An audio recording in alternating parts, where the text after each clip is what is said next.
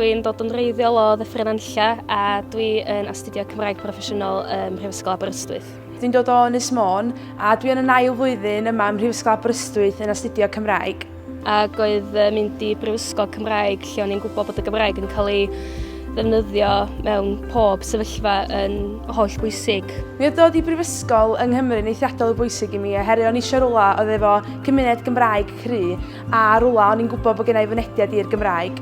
Mae staff y caffis yma, rhai o'n nhw'n Gymraeg. Dwi'n hollol ymwybodol bod y cwnselydd yn Aberystwyth yn Gymraeg yn y brifysgol hefyd, os o'n isio erioed i ddefnyddio fo.